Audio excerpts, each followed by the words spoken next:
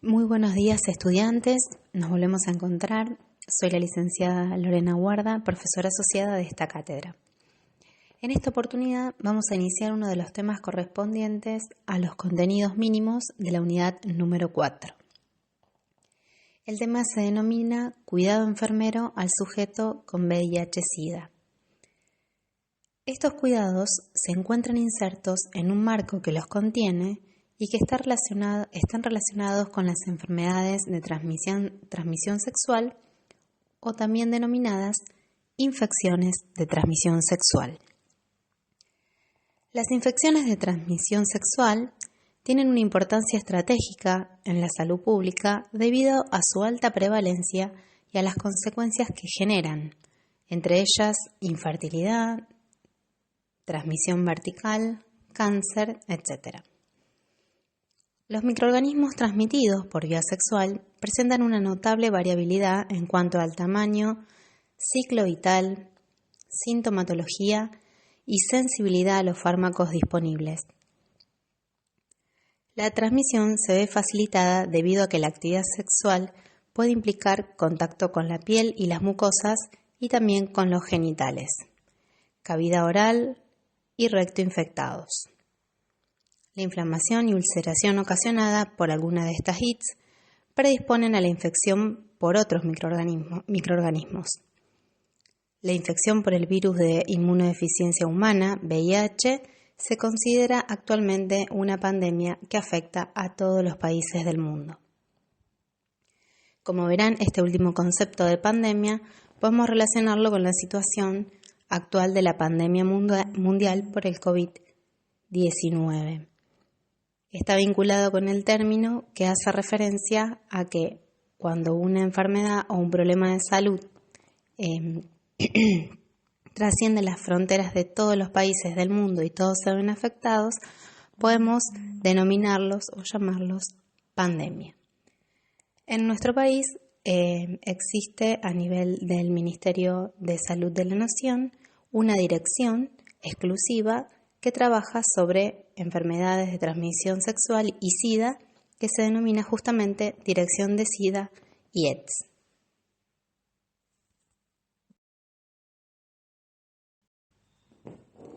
Debido a la extensión de esta temática y con el objeto de poder trabajarla en equipo con una de mis colegas de la asignatura, la licenciada Melissa Pesaresi, ustedes van a observar dos videos.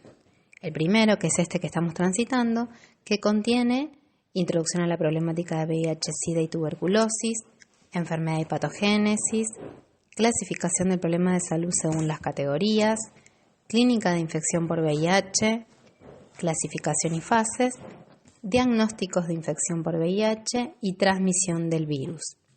Y en otro segundo y posterior, que desarrollará la licenciada Pesaresi, ella abordará necesidades básicas alteradas, como así también los cuidados estandarizados a un sujeto que convive con VIH-Sida.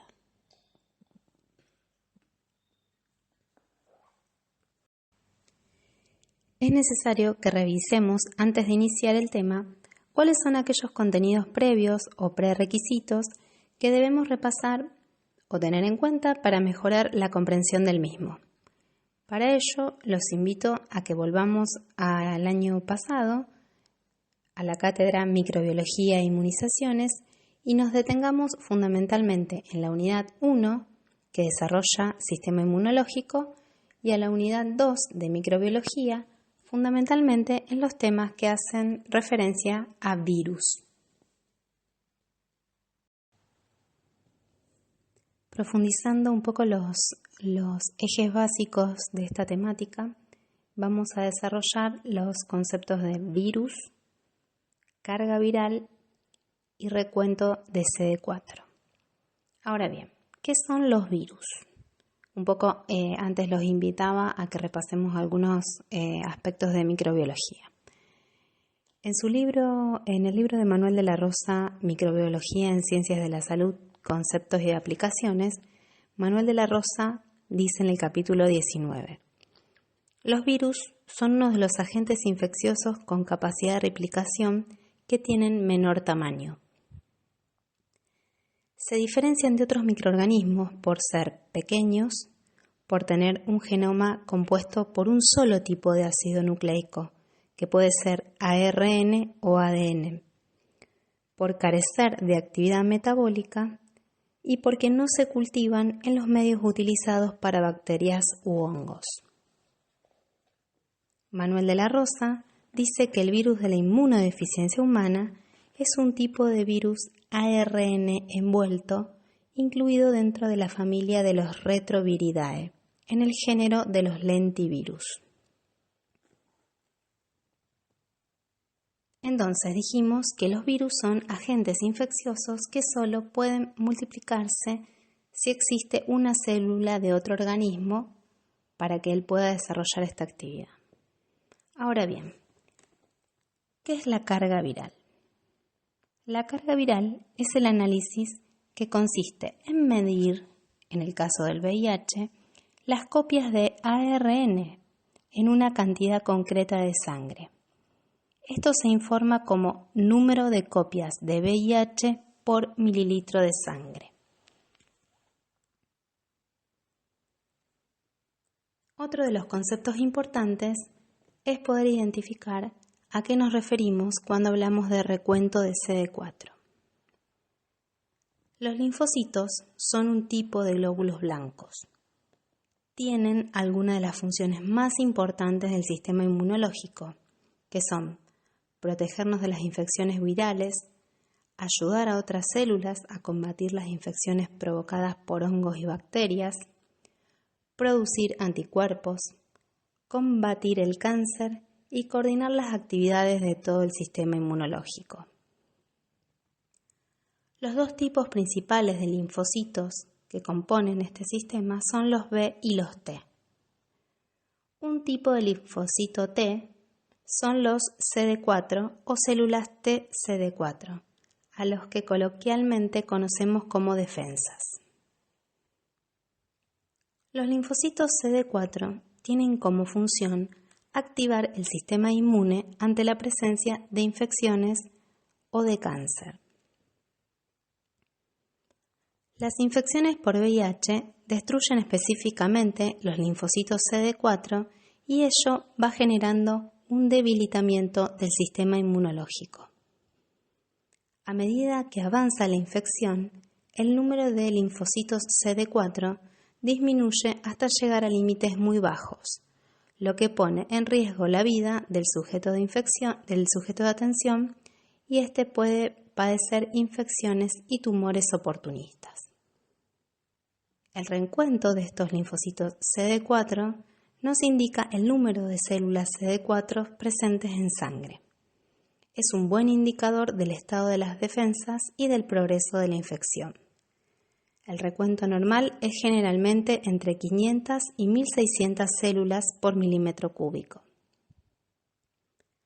A medida que disminuye el número de linfocitos CD4 y se encuentra por debajo de 500 y especialmente por debajo de 200, aumenta el riesgo de sufrir infecciones oportunistas y otras enfermedades.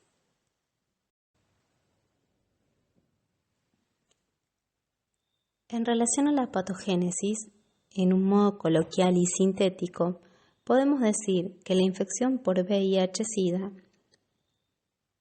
ocurre cuando la infección ha ganado la batalla entre ella y el sistema inmune. El sistema inmune intenta permanentemente eliminar la infección, pero el virus ataca y destruye los linfocitos CD4. Luego de un tiempo más o menos variable desde la infección, entre pocos meses y más de 10 años, durante el cual la persona con VIH puede no manifestar ningún síntoma de enfermedad, el virus acaba ganando la batalla y aparecen diferentes enfermedades infecciosas. Entre ellas encontramos la candidiasis oral, la tuberculosis pulmonar, las neumonías o las diarreas. También ocurren o aparecen ciertos tipos de cánceres o linfomas, todos estos asociados al grave deterioro del sistema defensivo inmunológico. El concepto entonces de VIH tiene que ver con un conjunto de manifestaciones clínicas derivadas de la pérdida progresiva de la capacidad defensiva o inmunodeficiencia en un organismo. Cuando hablamos de SIDA, hablamos de la expresión final de la enfermedad que causa el virus del VIH. Como muchas enfermedades que hemos estudiado, el VIH-Sida tiene fases en la cual podemos dividirlas o estudiar cada una de ellas para ver qué es lo que va ocurriendo. En el caso de esta enfermedad vamos a ver 3 fases. De forma habitual, la evolución por la infección de VIH es de desarrollo lento. Durante mucho tiempo, el virus destruye progresivamente las células del sistema inmunológico, tal cual habíamos visto en la placa anterior. Durante este periodo no hay síntomas concretos que indiquen que el virus se encuentra presente en sangre. Una vez que el VIH penetra en el organismo, si la persona no recibe tratamiento prontamente, la infección evolucionará y empeorará su evolución en el transcurso del tiempo. ¿Cuáles son las fases? La primera fase o fase precoz hace relación a la infección aguda por VIH. La infección aguda es la fase inicial de infección por VIH y suele manifestarse de 2 a 10 semanas después que una persona ha contraído el virus. Durante esta fase, muchos individuos tienen síntomas como fiebre, dolor de cabeza, aumento del tamaño de los ganglios y erupción cutánea. En esta fase, el VIH se reproduce rápidamente y se propaga por todo el organismo. Al cabo de días o semanas, ceden los síntomas de forma espontánea y se pasa a la siguiente fase. Un aspecto importante para caracterizar a esta fase precoz es que todos estos síntomas que hablábamos recién son comparados con afecciones o enfermedades que transcurren en la comunidad, por lo cual las personas muchas veces suelen confundirlas con una gripe o con otras enfermedades virales y no hacen caso a esto que está ocurriendo y por eso muchas veces pasa desapercibido la fase precoz de la enfermedad. En la fase que sigue, que es una de las fases de mayor tiempo, se llama fase intermedia y es la etapa en que la enfermedad se cronifica. La infección crónica por el VIH, también llamada infección asintomática o fase de latencia clínica, ocurre durante una parte de la enfermedad en que el VIH se sigue replicando dentro del organismo. Los sistemas defensivos, fundamentalmente los linfocitos CD4, son destruidos por el virus, pero el organismo todavía es capaz de reponer la pérdida, por lo cual las personas con VIH pueden permanecer años sin tener manifestaciones clínicas de la infección. Como únicos síntomas se pueden notar los ganglios linfáticos aumentados de tamaño y sin tratamiento la infección crónica evoluciona habitualmente a SIDA. Esto ocurre entre 10 y 12 años desde que el organismo se pone en contacto con el virus. La última fase, que se denomina fase avanzada o fase de SIDA, es la etapa final de la enfermedad. Puesto que el virus ha destruido todo el sistema inmunitario, el cuerpo no puede luchar contra las infecciones oportunistas y contra los tumores, que son los que finalmente limitan la vida. Se diagnostica SIDA cuando una persona con VIH tiene un recuento de linfocitos CD4 inferior a 200 milímetros cúbicos y una o más presencia de infecciones oportunistas. En relación al diagnóstico de la infección por VIH, contamos con 3 tipos de métodos: el test rápido, los métodos indirectos y los métodos directos. El test rápido, ahí les dejo un link de la Fundación Huésped, tiene que ver con un tipo de test que en 3 minutos, con una gota de sangre, ustedes pueden saber si han estado en contacto con el virus del VIH y son positivos, si son VIH positivos. Estos test o estas pruebas son voluntarias y confidenciales, como el resto de los métodos diagnósticos de esta enfermedad, y en general se llevan a cabo en cualquier institución de salud pública y en forma gratuita, por supuesto. En relación a los métodos indirectos, vamos a encontrar como método indirecto más habitual o más conocido al test o a la prueba de ELISA, que es el análisis inmunoabsorbente de asociación enzimática. El test de ELISA en general lo que hace es detectar anticuerpos del virus presentes en sangre. Cuando el test de ELISA es positivo, lo que necesariamente debe hacerse es confirmar a través del sistema o del test de tipo Western blot, que es el test confirmatorio de la enfermedad. Los métodos directos consisten en aislar en un cultivo al virus o cultivar o detectar las proteínas especiales que tiene este virus, como son los antígenos P24. Otro de los aspectos que pueden incluirse dentro de los métodos directos son la detección del ARN del virus mediante técnicas de biología molecular denominadas detección de carga viral.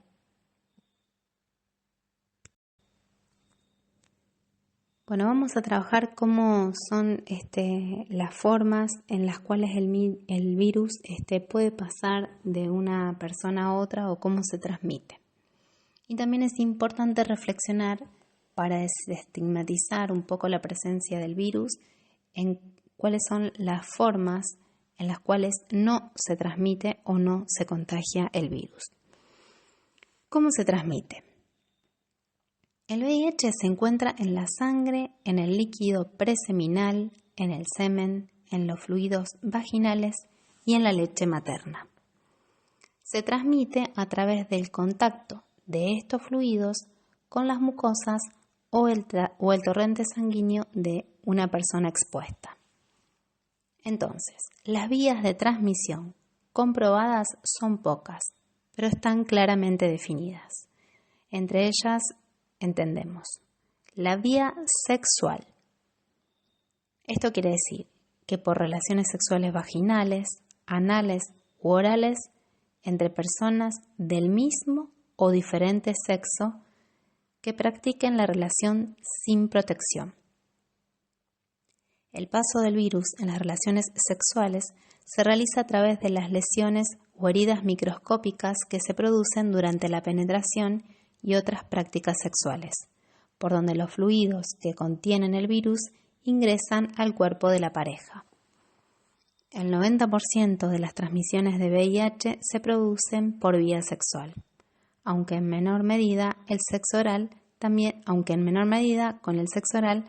que también es una práctica de riesgo, por lo que debe practicarse siempre con un campo de látex. Otra de las vías es la vía sanguínea. Es el contacto con sangre al compartir jeringas para el uso de drogas o cualquier otro elemento cortopunzante. Aunque en Argentina ya no se conocen casos, puede transmitirse a través de la transfusión de sangre no controlada.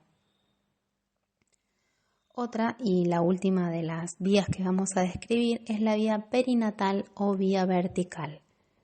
Tiene que ver con el contagio que se da de la persona gestante a su hijo durante el embarazo, el parto o la lactancia. Es la principal vía de transmisión de VIH en niños. De no recibir el tratamiento y atención médica adecuada, una persona con VIH tiene un 30% de posibilidades de dar a luz a un bebé con VIH. Con tratamiento y atención médica, el riesgo de transmisión del virus al bebé es casi nulo. Esto es importante para tener en cuenta en los controles de embarazo. Ahora bien, hablábamos antes cómo no se transmite el virus. Es tan importante como saber de qué manera se transmite, ya que es saber qué conductas o qué prácticas no lo hacen. Tener relaciones sexuales utilizando preservativo, un estornudo, la picadura de un mosquito, compartir vajilla o los mismos servicios higiénicos o depilación con cera no transmiten el virus. La saliva, las lágrimas, el sudor, el aire y el agua, al igual que los alimentos, no son vehículos de transmisión. Tampoco lo son el practicar deportes, besar, abrazar, dar la mano, jugar, trabajar o estudiar, compartir duchas o piscinas o intercambiar ropas con personas con VIH. Quien recibe una transfusión de sangre debidamente controlada no corre riesgos. La Ley Nacional de SIDA exige el control de toda sangre a transfundir. Todo procedimiento que incluya riesgo de corte o punción debe ser efectuado con material descartable o esterilizado. Una vez más, quiero agradecerles el tiempo compartido, el momento de estudio y quedará el foro para las preguntas pertinentes respecto del tema. A continuación, en el video número 2, mi colega, la licenciada Melissa Pesaresi, dará, como les decía al inicio, cuáles son aquellas necesidades que se alteran en los sujetos con VIH-Sida y qué cuidados estandarizados son pertinentes a tener en cuenta en estos sujetos. Muchísimas gracias.